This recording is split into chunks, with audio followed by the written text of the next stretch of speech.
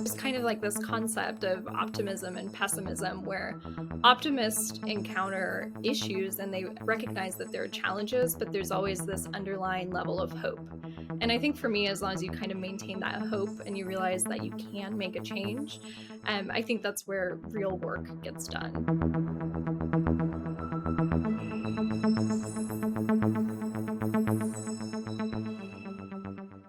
Hey, everyone, and welcome to another episode of The Missions That Made Them. I am your host, Jason Verdelli. This isn't just a podcast, but rather it's a movement. It's a movement designed to make the world a better place by bringing more awareness to the great work of the people and organizations making a difference, and more importantly, how you can help. We live in a world today surrounded by a narrative in the media that focuses in on negativity and draws attention to the problems, but not the solutions. Our guests represent the solutions, not the problems. So with that, I'm super excited today to introduce our guest, Natalie Evans with OKC Beautiful. And she's going to be telling us about everything that the organization does with revitalizing Oklahoma City and how important that is for the economic impact. And what I really like about what we're going to dive in here with Natalie on is also just revitalize the importance of revitalization and what this organization doing and how this can impact the rest of the country in everything that we do, which I know OKC Beautiful is a part of an affiliated keep America Beautiful. They're an affiliate of that. So we're going to dive right in. So without further ado, Natalie, welcome aboard. Thank you so much, Jason. Happy to chat with you today. So, Natalie, tell us what OKC Beautiful is about. Yeah, so we are an environmental education and beautification organization. We've been around since the early 1960s here in Oklahoma City. We actually originally were founded as a committee of the city. We were the Mayor's Beautification Council. And shortly after that, we became a registered 501c3 so we could expand that programming. So we're everything about environmental beautification. So that's planting more trees, that's developing our greenscapes throughout the community, but then also education as well, teaching a love and appreciation of nature, the impacts of litter and excessive waste. So yeah, we're just everything we can do to educate the public and help create a more beautiful Oklahoma City. Yeah. Tell us a little bit about the programs that you have. I was on the website, had a chance to review. I know you do a number of different things with education and the school systems and so forth. Can you tell us a little bit more about that? Yes. So we kind of fit within two roles. One is the public enhancement through our litter abatement programming, our tree plantings, beautification in the city. And then the other aspect is really more geared towards education. And that's everything from elementary education through school gardens and environmental science programming to adult education and teaching them about more sustainable habits.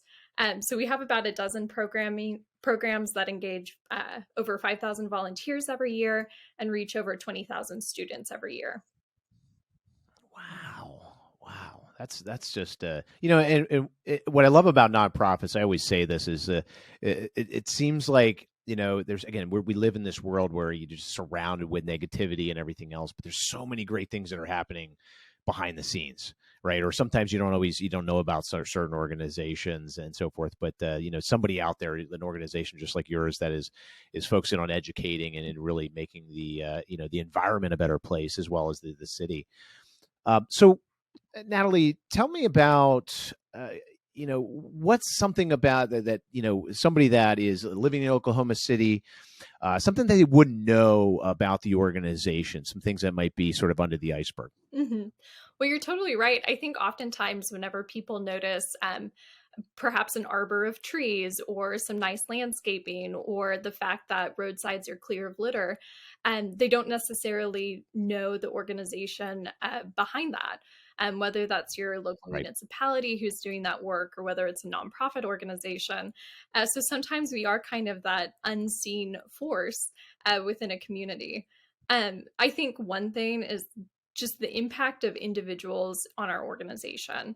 We've had a number of programs that have come about because of a volunteer or an individual who had just a really sincere passion for something regarding environmental stewardship.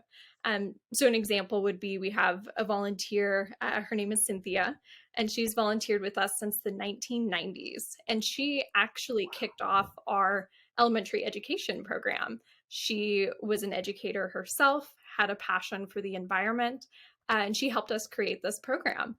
So we've had many examples of that where there are just individuals who have a passion and they pursue it, and it makes a really big impact. Yeah, it's just what really drives them to take that next step. What do you think? What do you think that's the motivating factor to say, "Hey, I'm going to spend more time educating"? Is it, Mhm. what do you think that is? Why do volunteers essentially get involved? I think it's just that passion and that perseverance. I think oftentimes, too, with environmental work, there's this sense of urgency that accompanies that as well. Particularly today, whenever we see more impacts of climate change and we see the impacts of needing to reduce waste or we see litter in the community, that creates this kind of sense of urgency and wanting to take action with that as well. Two, in our mission statement, we focus on collaboration. So we're kind of a connector for people in the community who care about the city. We connect them to our local parks department. We work with the mayor's office. We work with hundreds of businesses trying to improve their spaces as well. So it's that collaboration piece as well that I think helps energize and motivate people to get involved. The way I see that is you're really the community's best friend. The I way, like that. from it's the best friend that that does so many nice things that you might not always realize does the nice things. They're the ones planting the trees and making the city so beautiful, and that's why that's why you have visitors and you attract tourism and everything like that. That brings me to another question I have is and I don't know if you guys have done studies on this or what, but what do you see as far in terms of the revitalization and the work that you do, how that impacts tourism? How does that impact the economic stability and the economic growth of the city? Mhm. So you did mention earlier that we're an affiliate of Keep America Beautiful, and they've done a number of studies on areas that have had investment in terms of public spaces and how that impacts a community. So, for instance, we do a lot of landscape programming where we beautify medians throughout the community, and that directly benefits the commercial organizations that are located along those corridors. It helps beautify, it enhances the area. It's a space where people want to go to and spend time. So we're really grateful. Keep America Beautiful has done a number of studies with that, as well as litter abatement studies to see the impact of Hmm. areas that are clean and free of trash and how that improves the community as well. Yeah, yeah, and where I guess so they're doing the studies and everything like that. How does that information, get passed down? Is that something that's just do they evaluate certain things throughout the year and that gets kind of passed down through your organization maybe once a year? Is that what's that process from their work Mhm. down to your work? Typically, that's education that they provide to us and is available on their website as well. So things like the litter Yeah. index study you can find on their website. And those have kind of helped us leverage our impact and advocate whenever we're communicating to the public about the impact of litter. And two, we work closely with the Oklahoma Department of Transportation, and they've done a number of studies as well, studies that indicate that around 60% of the litter that we find in our public spaces is intentional. So that helps us whenever we're educating the public. 60% is intentional, but then that other 40% Hmm. isn't. So whenever you think about the Yeah. types of litter you find, if it's a single use plastic bottle or a cup, that litter exists because of the types of materials that we use. So we really rely on those studies to help educate as well. Yeah. So, and out of the thing I see out of that, which is really really cool, there's, like you mentioned about, it was 40% or 60% of it was intentional, and 40% of it on littering is unintentional, right? I would imagine that's the accidental, just say maybe wind and things like that. Is that kind of where the unintentional comes into play? Yes, so it could be whenever your roll-off cart is collected and it's being dumped Yeah. into the trash can. It could Yeah. blow away. It could be a dumpster in a park or something where the wind takes it. And of course, in Oklahoma, we have a Oh, lot of wind, which can complicate a things little as bit. well. Mhm. But I mean, even with that helps us with messaging about securing your load whenever you're using a pickup truck to transport materials. Yeah. And we've all seen where there are instances where a piece of furniture or something falls off the back of a truck. So those are kind of the components that are the unintentional piece. So, I have to ask the question, how has tornadoes and everything else that seems to come through that area? Do you have any? I guess let me rephrase this. Do you have any interesting stories or any times there where you've had to step in? When you had like some natural disasters, which again seem to sort of target Mhm. Oklahoma City and that the whole heartland of the heartland of the country. So, Mhm. any interesting stories there? And of course, with tragedy, it's even difficult to say that you can see a silver lining. But the Right. history of Oklahoma City, we are really founded on kind of this premise of tragedy and having to rally together.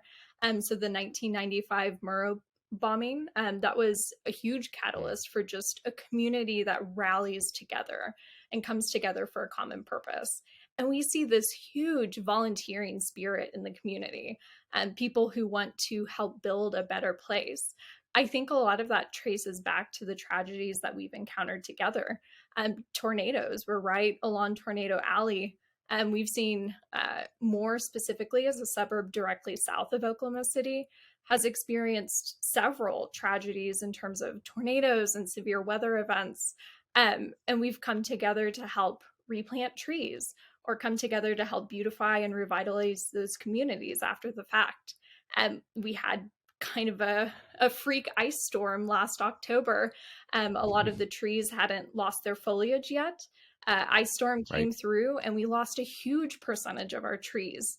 So now trying to come back in after that, we're doing a lot of tree plantings, trying to rebuild that canopy as well. So we're pretty resilient community here in Oklahoma City. I'll say. And I think that's taught us how to rally together and come together for a common purpose. Question: how does so these natural disasters and sort of you'd mentioned sort of the tragedy that sort of plagued Oklahoma City, sort of been that like dark shadow Mhm. behind the city. What do you see? How do people rally around that? I guess are they coming to your organization? Are they how do people group together, if you will, to support that? I think it's a number of factors. I think people who get involved with us do specifically have an interest in the environment. Um, Yeah. so I think typically whenever we're engaging volunteers, they want to go out and plant trees or do litter cleanups. We're very fortunate that we have a municipal body here in Oklahoma City, the city of Oklahoma City, that engages groups throughout the community. A great network of nonprofits here in Oklahoma City that work together for a common purpose. So I think municipalities serve as such a core uniting figure within a community. And we work with them closely on parks projects and roadside projects, things that help enhance our public spaces. But I also know that they work closely with our Homeless Alliance on houselessness issues. So they're really that connecting figure that brings nonprofits in to help fill the gaps. So I think that's largely how we come into play, is seeing how we can kind of fulfill their work as well. Yeah, it's just it's really cool though to see, especially in a community like that where you get so many people that are willing to help in a time that just a tragedy, a tornado, or the bombing event Mhm. and so forth. And I want to touch on this for a little bit. It's a little bit focusing on the big part of this podcast. Really, we like to talk about being part of the solution and not the problem, right? So it's what are your thoughts in general with when it comes to again, we hear so much negativity in the news on what's wrong with America and everything like that, but there's so many. It seems like every the good news that is out there, and it's more. I think there's a lot more of that than most of us are even aware, because we're not really brought that information, and that's part of points of this podcast, is to bring light to those things, right? Mhm. Um, where you might not be getting that in your main forms of communication and main forms of media. What is your just general thoughts on just people out there? I think that there's so much, like, what are your thoughts on just the goodness that's out there and the willingness to help? Mhm. Well, I feel very fortunate in this role that I work with people who are passionate about and love their city and want to make a difference. So sometimes I kind of feel like I'm in this little bubble of positive people who care about the world and want to make a difference. And Right. I really always feel the most energized in my work whenever I'm working with our volunteers. I mean, these are the people who care so passionately. They want to create better spaces. They want to improve our world for our children, our future children. So our volunteers just really inspire me to stay steadfast in that mission.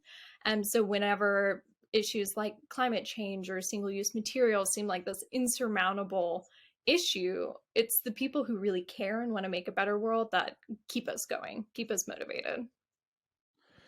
Yeah, and I think there's a lot more of those people out there than I think there are of Mhm. the people that. Don't get me wrong. There's a lot of people that sit around and complain. We all know Mhm. that. So you can't really, you can't control people. That's the one thing. Mhm. But you can't control people. You can't control the weather. Mhm. Although maybe we'll figure out a way at some point. But Yeah. the but I just think it's really cool though that in your city, your organization, OKC Beautiful, has really embodied the uh the positivity that is inside of cities. And I look at, like, wow, um what about other cities across America that have that go through tragedy, and that you have people that pull together to try to help and to be a part of that solution. It's just really, really cool to see that. And I think there needs to be more light Mhm. to those types of stories, I right? I really am such an optimist at heart. Um, Yeah. and there's kind of like this concept of optimism and pessimism where optimists encounter issues and they recognize that there are challenges, but there's always this underlying level of hope. And I think for me, as long as you kind of maintain that hope and you realize that you can make a change, I think that's where real work gets done. But again, I feel kind of Yeah, lucky agreed. that I work Yeah, with great. people who are optimists and want to make a better world. Otherwise, they wouldn't be volunteering. They wouldn't be out in the community trying to make a difference.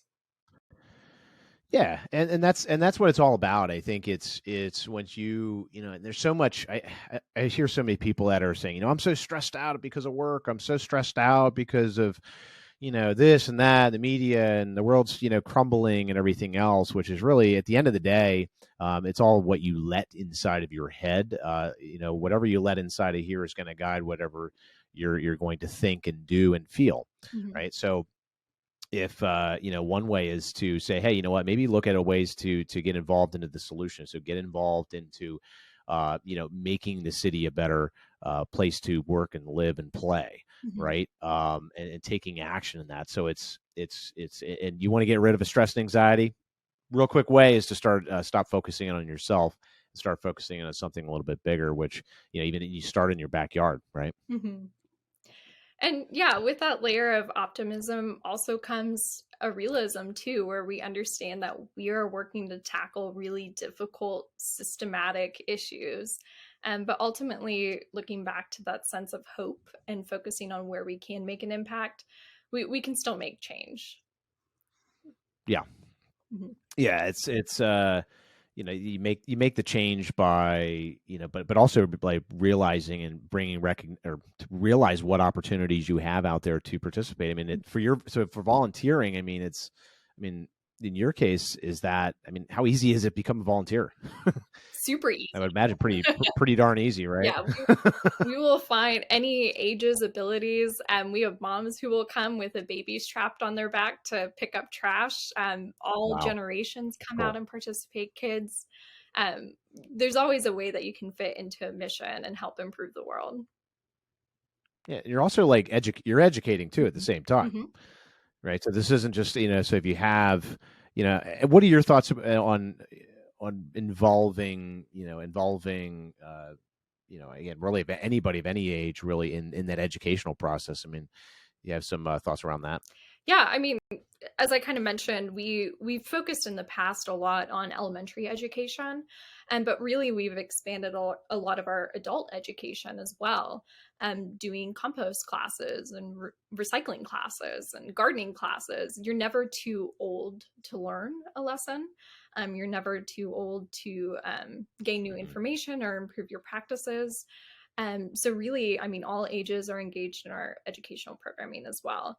We really see elementary time period for kids being a time where we can teach that love and appreciation of nature, teaching them what the environment means and how they can make a difference in their individual habits as well. So a lot of our focus is on kids, because we do see them growing up with this love and appreciation of the environment, and that impacts behavior, which is ultimately what traces back to behavior change for litter, Mhm. recycling, or composting. It's that ultimate purpose and that love of environment that shapes those behaviors. And that can happen Yeah, at any age. yeah. I mean, and I think it's bigger than just that. I think it's just bigger than just Mhm. awareness as I see it. Mhm. I mean, yeah, it's great to be able to contribute to a better city, to contribute to a more beautiful location, which has all sorts of economic and social benefits. But Mhm. the same time, think about the experience and the impact that you're providing for the younger generation here. I mean, right now the younger generation is has two choices. They can become part of the solution, Mhm. and they can educate themselves about the environment, and all these things are going to be continue to be, I think, it'd be super important as the we continue to keep developing, right? Mhm. We keep developing new and to make sure we have sustainability in that. But it's just the giving kids something to do too. That's also it's not drugs and alcohol. Mhm. It's not as they start to they go through their different phases of life. I never thought I would be. I'm still not into gardening. My wife's into gardening, but um, but she's definitely. But I've sort of become somewhat of an expert gardener just by listening to her, at least Mhm. what I say I'm listening to. But Mhm. I'm really um, The whole the green thumb concept is a myth. Anyone can grow. yeah, Yeah. Grow as people. And exactly. there's whenever you're in nature and you're digging in the soil or you're planting a tree or however you're interacting with your natural spaces, it just creates this sense of calm and creates this peace. Even if it's something Yeah. where it's not a hobby you do on a regular basis, I think people just getting outside, getting outdoors, getting active, there's so many fringe benefits to the type of programming we provide. We see it with our school gardens. Kids get to have their garden lessons and they calm down. They're not as antsy. They're digging in the soil. They love seeing the worms. It creates kind of like the psychological benefit too, even beyond knowing how to grow things. There's just so many benefits to it. Yeah, and that appreciation too, you start to appreciate. I believe you appreciate the earth, you appreciate the Mhm. environment, and you start to appreciate other things, right? You start to appreciate like you just get in a habit of being in an appreciation of things, Yeah, right? absolutely. Um, and too, also realizing, I mean, in tragedy, sometimes there's a ton of positivity that can come from that because Mhm. unfortunately, it takes a tragedy sometimes to realize it. But when you realize, hey, wow, this these this amazing forest or whatever else was here, or this and then now it's not because you had a tornado come through Mhm. and tear it to shreds, and realizing that everything is fragile, Mhm. that every and when you realize that, I think it stems I think the work that you're really doing, as I see it, is stemming beyond just the surface level. We're talking surface level is focusing in on like to not litter, and Mhm. to let's make let's make the city a better place, right? Just a better place to work, Mhm. play, and live.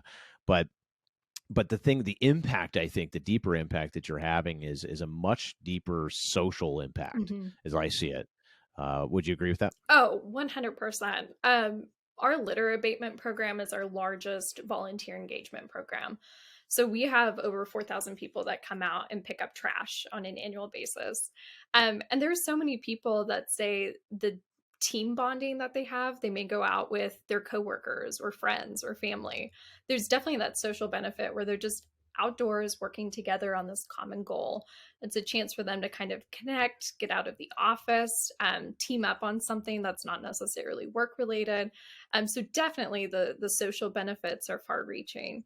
And then two, I mean, our community cleanups, we have a lot of people who are meeting for the first time, but they obviously have a shared interest in the city, have a shared interest in the environment. So we see a lot of people who become friends as a result of our cleanups or coming out to volunteer events. So definitely the social aspects to it.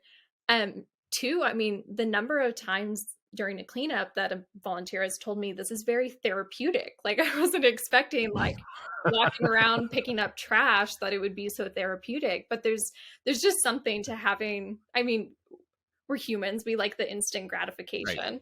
So you're volunteering Yep. and you see a very tangible impact of your efforts, whether that's planting trees and now you know those trees will be here for centuries potentially, or you're picking up trash and you see it looked terrible before and now it's spotless. You kind of get that Hmm. instant impact, kind of that gratification of your work. So many Yeah. like psychological, social benefits as well. Yeah. It's too. It's like, hey, if you are sick and tired of, like pulling up the news or pulling up and I kind of keep harping on that, but it's the world we live in, right? We're exposed to it more now than we ever were, with independent content creators such as myself. That are pushing out messages. Obviously, I'm trying to push out a positive one, Mhm. but there's other ones out there. There's other content creators which are pushing an agenda or pushing their thoughts and opinions, which is totally fair. They can do that, but the problem is that as a normal human being, being exposed to that now. You sometimes depending on people's day can be determined based upon what's on their news feed on Mhm. their phone when they pick up their phone, right? So, the getting out and planning, getting out and volunteering, being a part of all the different things that you do, or OKC does, uh, to just help the community and everything else. I mean, you could again make new friends. Mhm. You're in nature, you're outside, right, which is key. Hard to say that because it's February right now as we do this, but at least in We have some Pennsylvania tough where I'm located. So volunteers. yeah, I'm sure. I'm sure. Um, but yeah, so it's just I think it really speaks the work that you guys are doing really speaks to, I think, again, the solution, right? It gives people something that they can do and to be a part of that. So that's huge. Mhm. Well, and part of it is too, so there's that instant gratification component where we've cleaned up a space. But even during that, there's these long-term impacts. We get people out into the community. So many people say, I can't believe how much trash there is, or I can't believe like this many people litter. I can't believe the impact Right. of the types of materials that we use, single use plastic bottles, whatever it may be. So I think getting people out and seeing it, their Yeah. eyes are open to the impacts of our actions. And we realize if you've ever littered or if you use styrofoam cups or whatever it may be, you realize eventually that could end up into these public spaces and eventually someone will have to pick it up. So I think Right. there's the instant benefit where we're helping create a more beautiful community, but then two, that advocacy, getting the boots on the ground, people's eyes are just open and they want to create behavior change as well and make sure they don't contribute to those problems. Yeah. Yeah, that's absolutely. I would agree 100%. Mhm. Is and it's self gratifying when you do that, right? As you mentioned before, I mean, it sounds weird to say it's self gratifying to pick up trash and throw it away, but Well, the volunteering you makes you know feel good too. Like there can it be does. kind of like the self-improvement component of it too. I mean, obviously, I think Yeah. all of our volunteers are so selfless and have such giving hearts, but I know that everyone benefits from giving their time as well. It's those social, the psychological benefits that you experience too.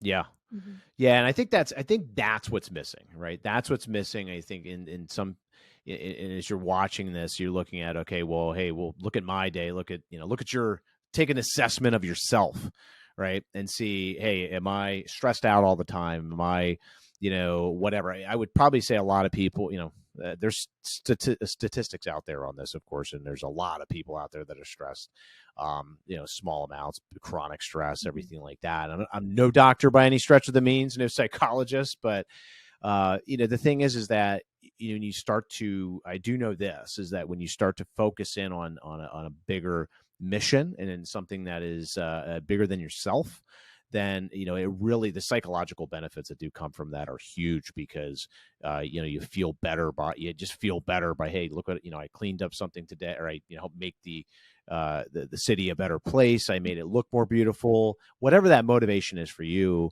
that's what you're buying. I mean, you're giving your own time, but you're buying what you're getting in return is better than what you might ever be able to pay with money, right? Mm-hmm. No, you're totally right. Kind of an example of that, we have this program where we collect data on the litter that we pick up. So through this, we train people on how to collect that data.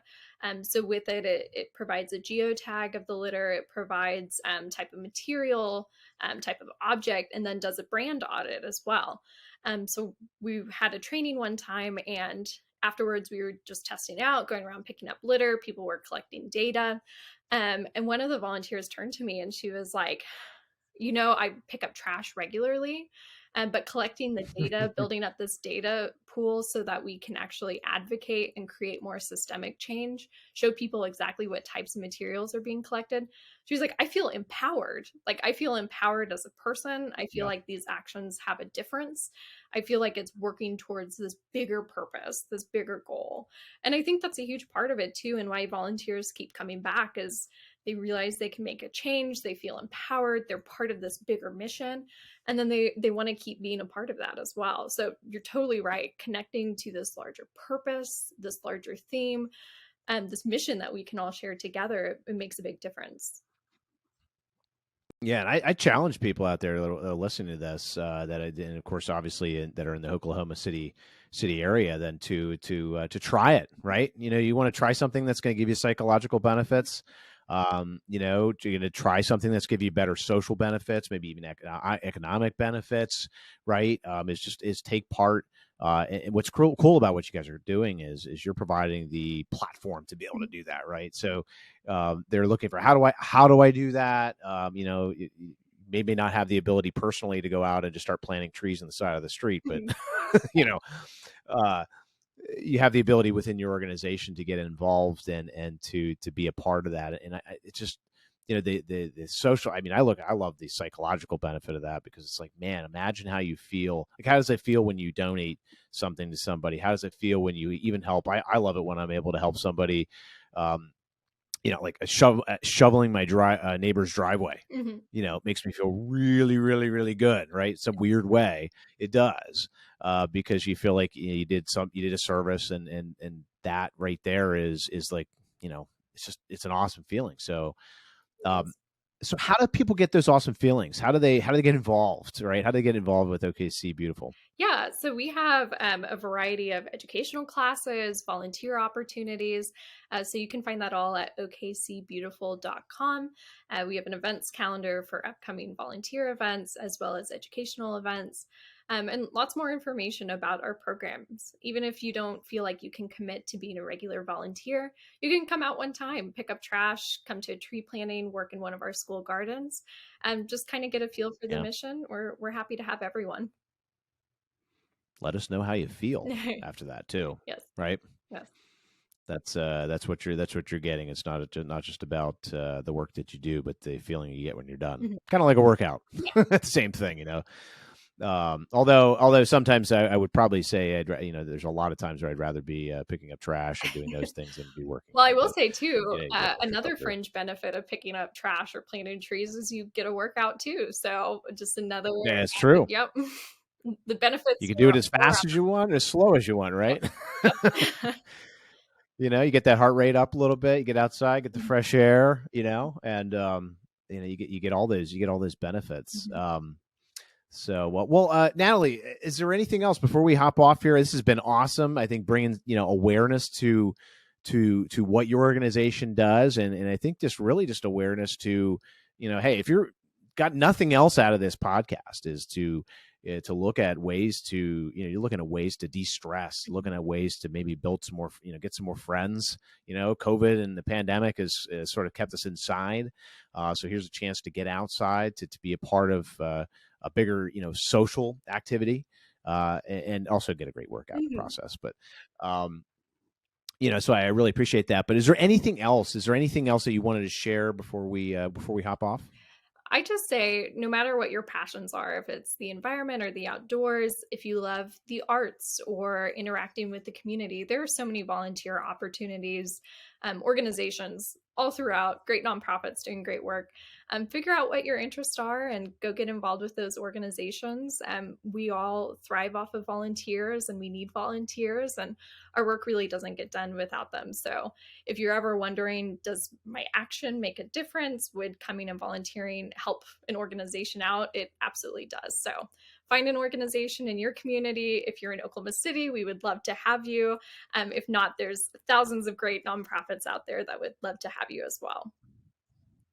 Yeah, and piggybacking off of that, Natalie, I think just to wrap up here, I mean, you have the ability to be a part of the solution and not the problem, right? There's so many problems out there today. However, there's a lot of solutions, and sometimes it's just a matter of going to the website. Go check out OKC Beautiful. Go to their website, take a look at the opportunities that exist, and just get involved. Right? Get involved. You're going to feel better. You're going to experience all these great benefits that we talked about, which have nothing to do really with, it's going to help the environment, but it's also going to be, it's kind of really for you, right? You as the volunteer, or maybe the donor, or just somebody who wants to get involved. And as you mentioned too, it's not just with this organization, but also any other organization that really aligns with your passions, your purpose, and your own mission. So appreciate you listening in today. And Natalie, again, thanks for jumping on. Thanks for coming on today. Can't wait to have you. Can't wait to have you on again, hopefully here in the near future. That sounds great. Thank you, Jason. And yeah, so with that said, everybody have a great day, and we'll catch you next time.